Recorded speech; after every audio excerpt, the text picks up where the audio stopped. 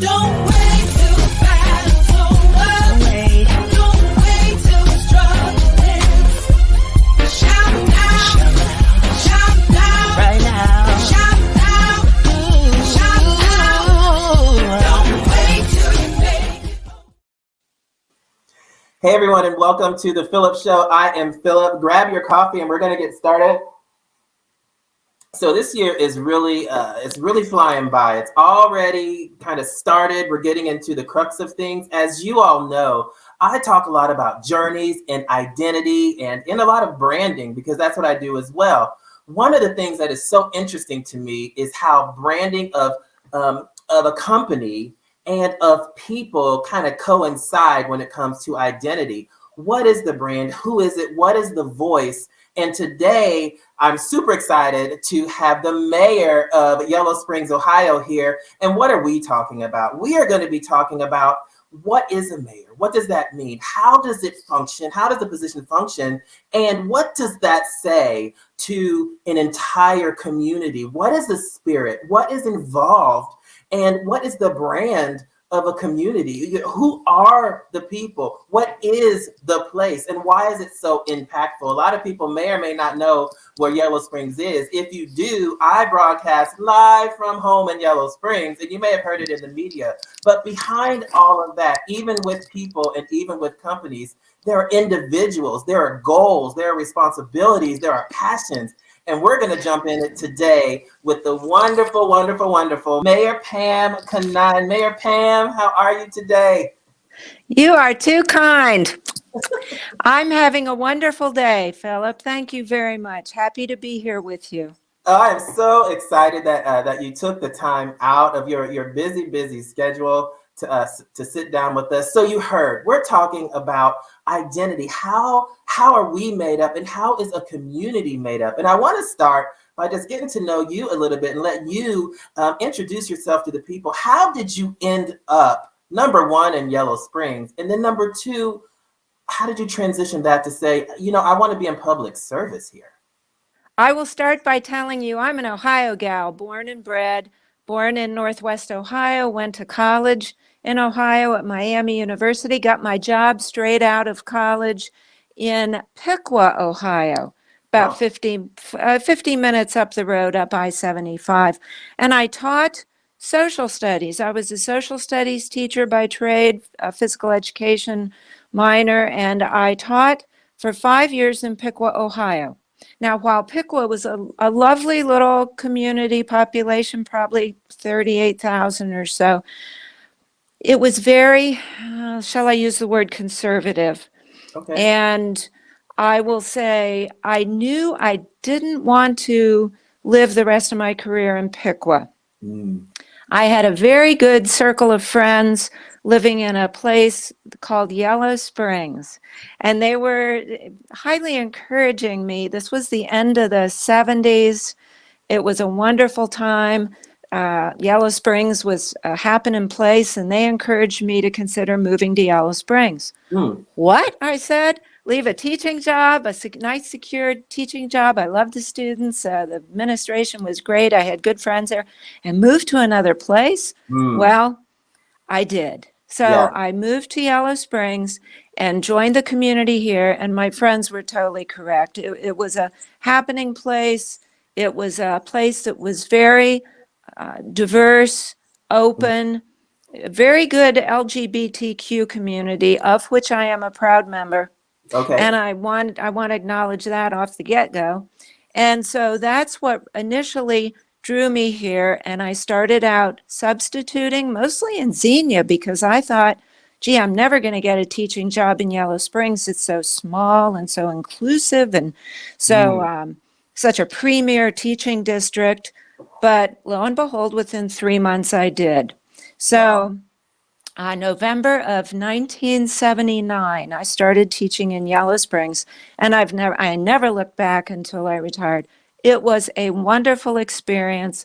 Loved it. So it was education and furthering my career in a way that was personally fulfilling as well, to live in a community surrounded by such wonderful diversity, social life, and so forth, and a great set of friends, and a Yeah. place where I felt I could be my best self, Phillip. Mm. Yeah, that's and I love that because that is so important to be able to grow where you feel your growth is encouraged, where you feel like you're encouraged. You were talking about your journey and making your mark here and coming here because it's so eclectic and diverse. How have you seen the culture change um, as the years went on? Because so many times things change, people change, and growth is great.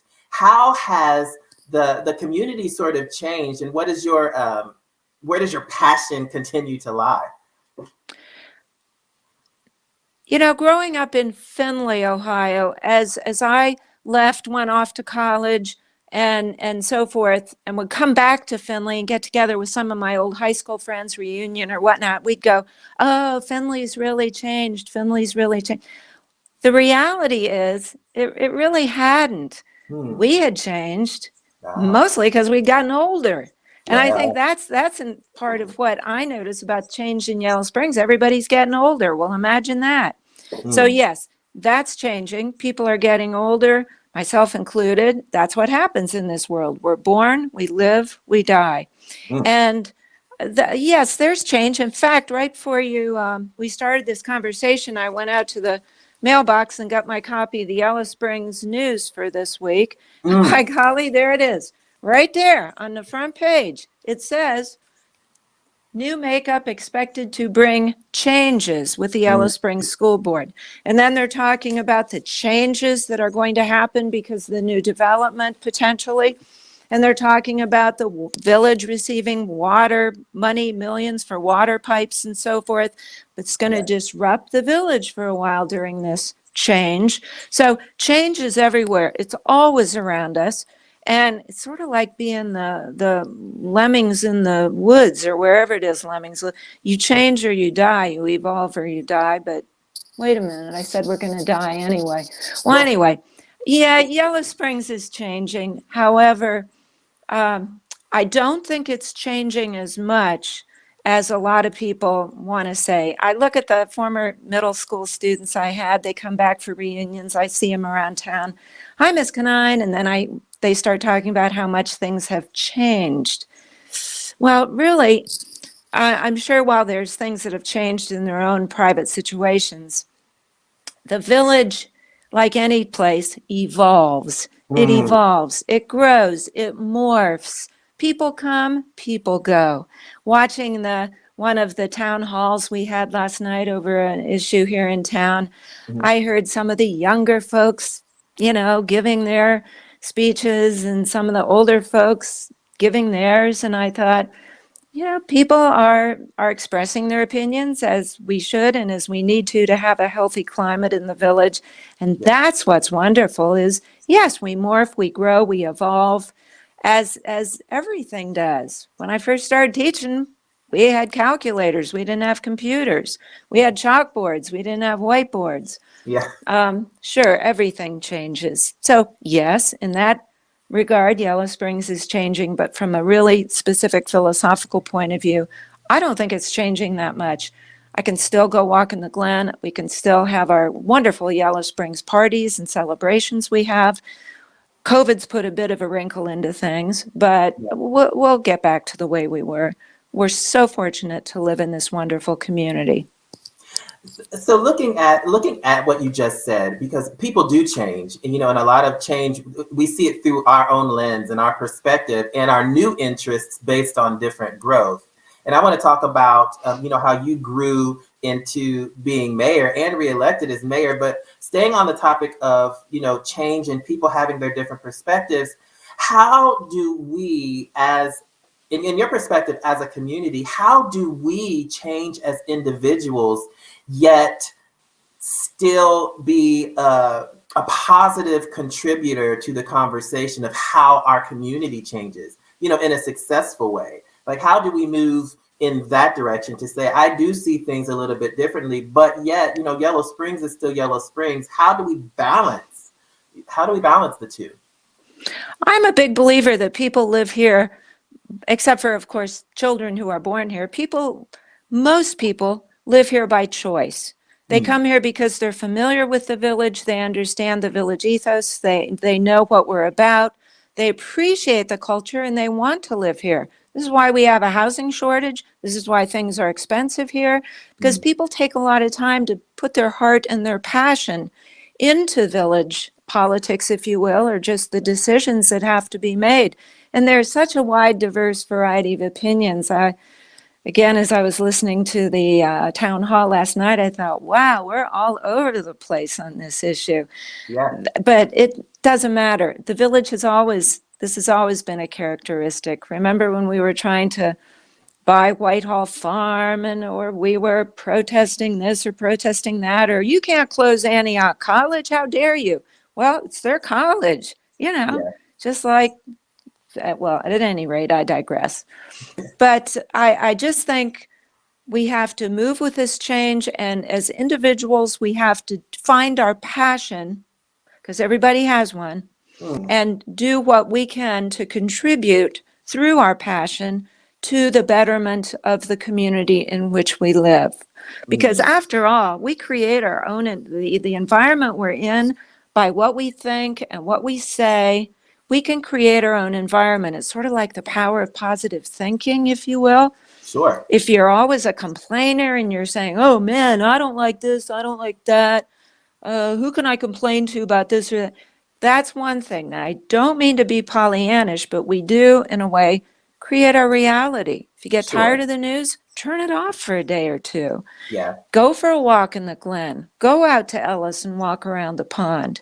Be out in nature. For heaven's sakes, get your face out of a screen and go out and enjoy nature and get that mental stimulation. I'm like, hold on, Okay? man. Don't talk about me now. Don't talk about me. I know what you youngsters are like. And I can tell my business to everybody.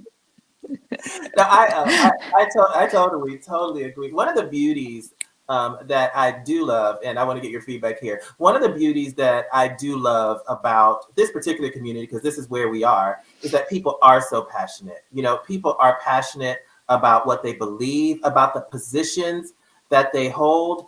And they are willing to have tough conversations. And I think a lot of times people could take a lot of tips from people who are willing to just kind of jump in with respectful, tough conversations to do the if this, then that. If we do this, then what? There's also the opportunity to have the perspective that because I'm voicing my opinion in opposition, it almost demands something to be actionable.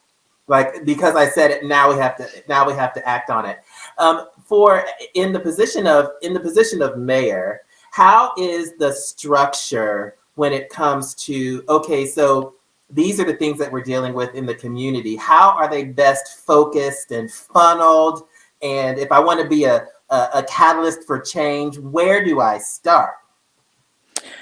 Well, now you're getting me into the area of what I would call Mayor Pam's 5 tips for things that you can do to contribute to your community. So before I start talking in more detail about that, I just want to pull a couple of thoughts out. I want you to picture, and I'm going to start from start at the very beginning. It's a very good place to start. Picture a series of concentric circles like a bullseye. Okay. And if we look at the very middle of that bullseye, what we're going to is where I want to start. I want to start with every person in their own little house or apartment or teepee or wherever it is you live in Yellow Springs. And I want you to think about your house. And now you've got the thought, I'd like to get involved in something to do with the village. I was going to say politics, but it doesn't have to be that. Sure. What I want you to think about for a minute is your neighbor. Do you know your neighbor? Across the street, next door, 2 houses down. I mean, most of us wave to our neighbors, but maybe there's some that you don't. You see them, they come, they go. Try waving to them. Next time, try saying hi. Next time you bake cookies, drop them off a dozen. Know your neighbor and check in. Maybe if it's an elder, take the trash can in for them, start doing something like that. You're Sure. reaching out and you're making connections. And I would argue that especially in COVID days, that's really important. Mm. It really is. From there, you can volunteer. Now, volunteer is a big word, Yeah. but if you think about volunteering, it can be really simple things. Let's go back to our neighbor. When it snows around here, I'm one of these folks on the north side. I live on Fairfield Pike, and I just got a new strip of sidewalk thanks to Safe Routes to School. Yeah. It goes from the house to the left of me to the house to the right of me, and then is the corner. So it's basically in front of 4 houses. When it snows, I enjoy the exercise. I take my shovel and I go out and I shovel starting down at Park Place, and I go all the way down to Winter Street. Doesn't take long. I just do 1 strip, nothing fancy. But I clear the sidewalks for the neighbors. That's volunteering. It's a neighborly gesture. We can Yeah. start with something that simple. It's that easy. Also, I want to remind people, safe passage on sidewalks. A lot of us have bushes or grass that grows out over the sidewalks. Sometimes if we have old sidewalks, they start kinking up, grass grows in there, bushes overhang. I have 2 neighbors. One walks with a walker, one walks with a cane. They're active and they want to be able to walk up and down the street or around the block. It's safe here because we have a new sidewalk. But think of all the sidewalks in town that are overgrown and it's not safe. Yeah. Yeah. So I know there's a movement afoot in town for everybody to keep their sidewalks cleared off, and some good activists, shout out Mitzi Miller, who is doing that kind of work to remind people, letters to the editor, and she does a lot on her own. At any rate, this is volunteering in a very positive way. You don't have to run for village council. You don't have to run to be mayor. There's so much you can do otherwise to speak your truth and share your opinions and start conversations. Yeah. And being part of the change, like right where you are. Yes. Right. Right. Yes, exactly.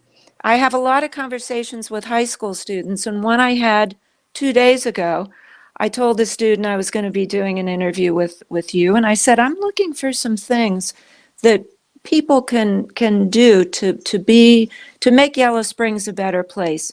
As a high school senior, what would you suggest?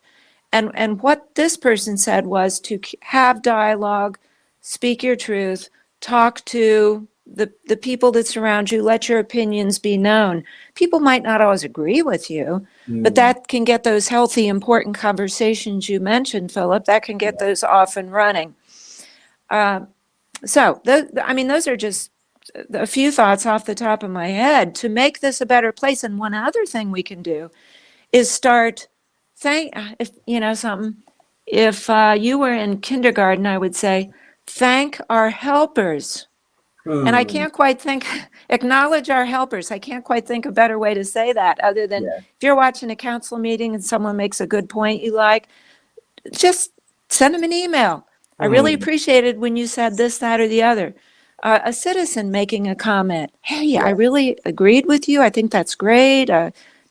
Send our village manager a little card. I know your work is challenging and hard, but thank you for being there. Acknowledge things that people are trying to do to make Yellow Springs a better place, whoever it is. A note for the garbage man, garbage person. I don't think I've ever seen a garbage person woman. But anyway, you know where I'm going with that. Yeah. Just show your appreciation for things like that. It means a lot to people. I love that. And it's, and I know it's, and for people who are wondering, and that's why I just enjoy talking to you, just number one, because you embody, like if somebody were to say, what is Yellow Springs? I would be like, talk to Mayor Pam. because what you're saying is it resonates not only within the culture of Yellow Springs, but what you just said are great tips and tools for people that are within a community anywhere that would like to make a positive impact on their community. It doesn't have to be Yellow Springs, but we're just fortunate that we're here. Right. Oh, absolutely. This applies anywhere you go. I think people sometimes think they have to swallow the whole apple, if you will, instead of just Yeah. taking small bites. And I think starting with your neighbors, starting with your neighborhood, expanding to the village, heck, run for state office. If whatever your thing is, whatever your passion is. But to me, I'm very passionate about Yellow Springs, and this is why, to go back to one of your earlier questions Mhm. that I certainly don't want to ignore, I believe that my job outside the village is to be an ambassador. That's the way Mm. I look at it. I think I'm an ambassador for Yellow Springs, especially when I go outside the village. And inside the village, I'm a cheerleader for Yellow Springs. Oh, I like that. I love having a good time. Oh, I wanted to show you this too. When I go into the elementary school and even around town, because the elementary school's been sort of off limits since COVID. But when I go in to the elementary school, I always wear my mayor's sash. Mayor's sash, Mayor Pam's sash. Sash Wow. is a wonderful word. As I've said before, I can put it on the board and it's the S sounds in there. The kids pick it up. It's a great lesson in S's, S like the snake and SH like shh. It's a sash. And when I don't wear this, little guy in the front row always, Mayor Pam, where's your sash? So Mm. I usually forget to put it on so he can remind me we can hear those sounds. Yes. Also, like to have fun in the job. That includes my Oh, Mayor Pam not jaunty the hat. hat. Yes. Okay, can't forget the hat. Can't forget the hat. That's That's- fun. It's like having fun with the job. Plus, people see it and they go, "Oh, Mayor Pam." And it's like it's not Pam Canine. Mm. It's Mayor Pam who's doing this task, whatever it is. Mm. So that's why I enjoy my props, if you will, having a good time with the job. Now, that said, I would love to remind the folks of Yellow Springs and the folks who might not be in Yellow Springs watching your broadcast, and I'm sure there are many, how unique the job of the mayor in Yellow Springs is. May I do that, Philip? Yes, you may. I'll keep it real simple. In Yellow Springs, we have a very different village organization. If you go back to your high school government class and you think about the three branches of government, in Yellow Springs, we have our village manager who works for the village council. And you're putting up now our village organization chart, which is wonderful. If everybody would look at the very top line, the blue box, Yellow Springs citizens are the boss of me. Yellow Springs citizens are the boss of the town. Mm. Yellow Springs citizen, the voters control what goes on here. Now, if you there's two lines coming down from Yellow Springs citizens. One goes to the village council. And if you follow that line down, you see that includes everything that has to do with the village, from the police to the sewer to the public works to the everything. It includes everything, including the village manager. There's one other line coming down from the Yellow Springs voters. If you go under to the very far upper left corner and you go straight down that second line, it says mayor. That's me. I have one employee, works for the village, of course, the clerk of court, part-time job. In Yellow Springs, the mayor is not an executive or a legislative position. It is a judicial position. And what does that mean? When the first time I ran, I envisioned a three-legged stool. Mhm. The judicial position, the mayor runs the mayor's court. There are approximately 300 mayor's courts in the state of Ohio. We are one, and the mayor in Yellow Springs runs it. When I went to my initial training, there were 34 new mayors in the room, and I asked them, how many of you who are non-lawyers, your mayors, how many of you are non-lawyers who run a mayor's court? I'm not a lawyer.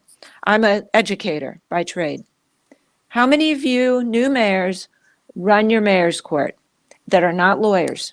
Out of 34 people, 4 hands went up. Oh.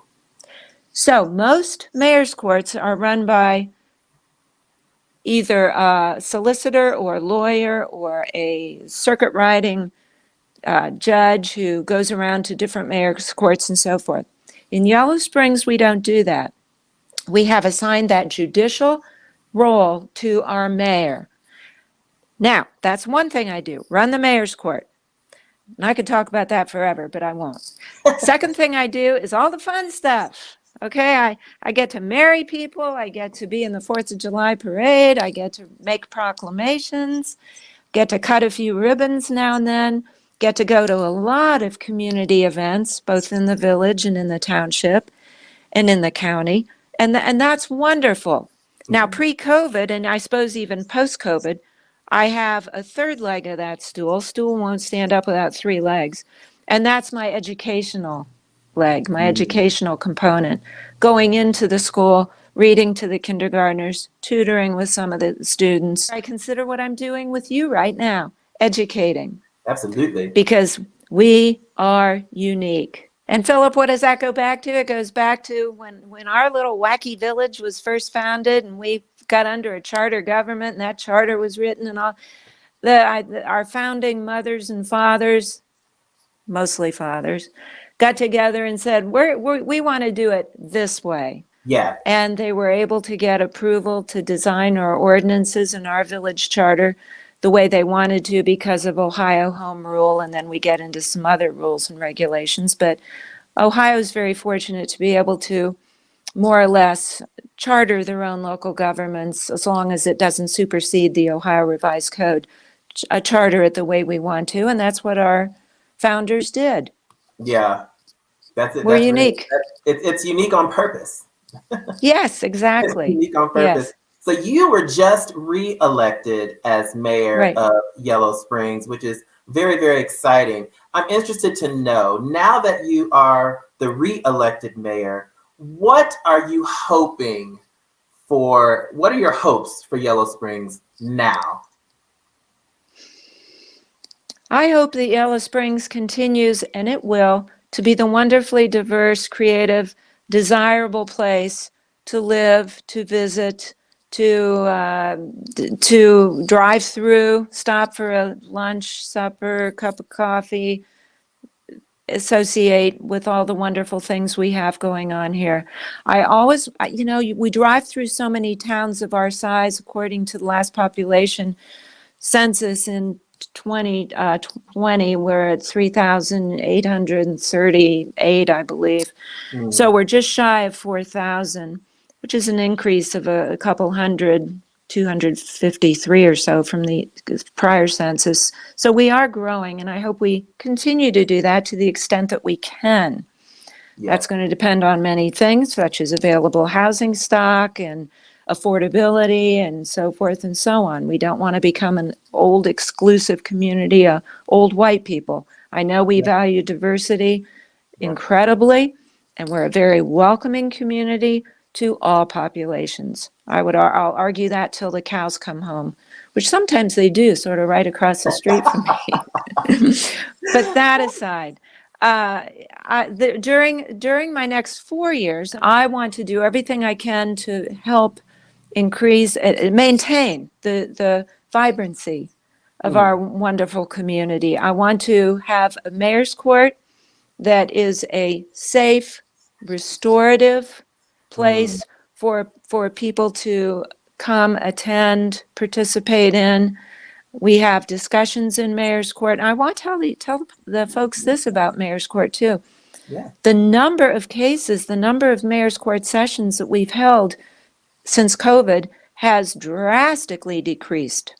We hold court 2 times a month, 12 months in a year. That's 24 potential court sessions. Last year, I just looked at these numbers. Last year, we had 8 court dockets, court sessions that we actually held. Why? Well, because of COVID, number one. And there were several other factors as well. And this was not just Yellow Springs, this was statewide. The Ohio State Supreme Court said our numbers were totally in line with other municipal courts and mayor's courts around the state and even around the nation, numbers were decreasing because a lot of courts didn't have to be held because of COVID. And also, think what else was happening politically. Yellow Springs was really working on issues dealing with diversity. One of those things was with our police department. Sure. And one thing we wanted to take a look at was traffic stops that could have been, shall I say, pretextual stops. You know, you see somebody with a light out and you stop them, and that leads to more, which can lead to more, which can lead to more. Yeah. Now, before I go any further, I want to say I believe Yellow Springs is extremely fortunate to have the police department we have. Wonderful men and women in there doing their best to safeguard our community, to work with the people that are currently experiencing homeless, who are moving through our community, dealing with some of the various issues that arise on the streets in Yellow Springs or folks in their houses. We are very fortunate to have the police we have. That said, at issuance with the Ohio Supreme Court, they did not have to make as many stops because of COVID. They didn't make as many stops because of growing awareness of what a pretextual stop can mean, especially to people of minority communities. Yeah. And they were giving far more warnings. In other words, they were doing what the people of Yellow Springs wanted the police department to do. So I say our cases are down 67%. That's a good thing. That is. And in Yellow Springs, we can hear any misdemeanor. There's 5 levels of misdemeanor, and our court can hear any of the 5. But we cannot hear felonies. We cannot hear juvenile cases. We cannot hear things dealing with several other issues. But and those go directly to Xenia. But we're very fortunate to have, as the people, the voters of Yellow Springs want, our very own court here. So laudits to the police for doing what the folks want, and for the Village Justice System Task Force to showing the police what the folks wanted, what the people wanted, and so forth. Summary statement. Well, but before we go, I just want to, because I think you mentioned it earlier, but I want to kind of solidify your top 5 ways that people have the opportunity to positively impact their community. And one of the reasons why is because, you kind of mentioned it, there's so many opportunities to hear different perspectives. There's so many. One of the things that you have a very, very amazing gift at doing is to kind of centralize it all and focus it all back to the root of the why, and the root of the who. So for the people who are here, who through COVID or through political situations or just through the media, they could be fatigued and tired and wonder if serving is even possible or necessary. What are your top 5 ways for people to positively impact their community? Well, I'm going to repeat a couple things I said earlier, because as I thought about this, here's what I did, Phillip. I literally sat down and put my 5 things on strips of paper. I go old school that way. Yeah, I wrote down 5 strips, and then I shuffled them around, and I got them just the way I wanted. And that's what I'm going to review with you now. So first part, my 5 top things you can do. And this may sound superficial, it may sound Pollyannish, it may sound sort of elementary school, sorry about that, but that's the way it is. So number 1, know your neighbors. Know the people who live around you. All right, it's like being in a little borough in the Bronx. Those folks go out, they play on the stoop, they play in the street, they know their neighbors. Know your neighbors. Secondly, volunteer. Doesn't have to be a big deal. Start small. With your shovel on your sidewalk, clearing it off. Do a favor for a neighbor. Volunteer at one of the food pantries. Volunteer we have so many at the senior center. Be a driver if that's your thing. Find out what your passion is, and then think, how can I plug that in here in the village? And if anybody needs help with that, call me, because I tell you, I can plug you into something, I can promise.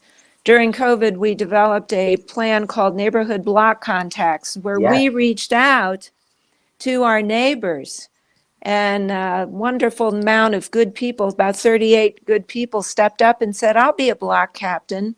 I'll be a neighborhood block contact for my neighborhood. And that got us through the pandemic. Well, we're not through yet, as we know. Yeah. Sorry, we're not through nothing yet. In Yeah, fact, further- now we we have gotta to be more further careful than along. ever. We're further along. You got it. You got it. So number 3, speak your truth. Speak your truth, carry on dialogues, express your opinion, discuss. I know sometimes it's hard, especially with family members, but you got to speak it. And I'm not talking about just going on Facebook and doing open discussion stuff. That can get vicious. Yes, it can. Vicious, folks, vicious. But it is a way to express your opinion. And most people do it very politely unless you get the, what do you call them, trolls on there with a different name and just want to get on and agitate. So speak your truth and try to follow the facts as near as we know them. Consult with local reliable news sources. Shout out Yellow Springs News. Watch Channel 5. Watch Democracy Now. Watch BBC. Pick your favorite news source that is reliable. And listen carefully and learn. Acknowledge helpers is a very important one so that we're spreading gratitude around the village. I don't care if you're organist in church on Sunday or Saturday or whenever you go, just played the most beautiful prelude that you ever heard. Let them know. That sort of thing. New police chief, working our temporary chief, Chief Burge, working her tail off. Send her a note. We appreciate what you're doing. Stuff like that. I haven't mentioned this one yet because I wanted to save it for last. Okay. My last most important thing you can do is vote. Oh, Now, vote. And I'm not kidding, folks. Yellow Springs is notoriously good for voting. The statistics from the last presidential election nationally, nationwide, 67% of eligible voters voted. 67% is very high for a national result. In fact, it was record-breaking for the 21st century. So good job nationally. And in Yellow Springs, it was 49%, which sort of surprised me. So I'm not sure what's going on there. But look to your left, look to your right. One of those neighbors didn't vote. And I'm not talking about not my neighbors because I know they both did. But vote. It's so important, and I'll tell you what, in the next election is going to be even more so. So those are my 5 things. Start small, reach out, find your passion. If you need help with that, come see me. We'll sit down. I maintain office hours Monday, Wednesday, Friday, 1 to 5 in the mayor's office, which is in the village council chambers right here in your own John Bryan Center. wow. Mayor Pam, thank you so much for just being so candid and sharing just all of the education and inspiration today. I'm super encouraged. Philip, as they say on every national news show now, and I think that people are prompted to say this, thank you for inviting me. And you did not tell me to say that. You are so welcome. That is Mayor Pam. And again, as I opened up the show, we were talking about branding and identity and passions. We just got a crash course in understanding who Mayor Pam is and why she's so passionate about her role here. And you also got a crash course in what is the identity of Yellow Springs and what does it all mean and how can you play a major role in the positive impact area of your community right where you are. You don't have to be in Yellow Springs. You can be anywhere that you're watching this. There is something that you can do to positively impact your community today, right now, right outside your door. Connect with your neighbors and so many more things. So make sure you rewind this, get Mayor Pam's top 5, really ingest that and see what can I do to make a difference. And as usual, you are the best you in the world, and we will see you next time here on The Phillip Show. Don't wait.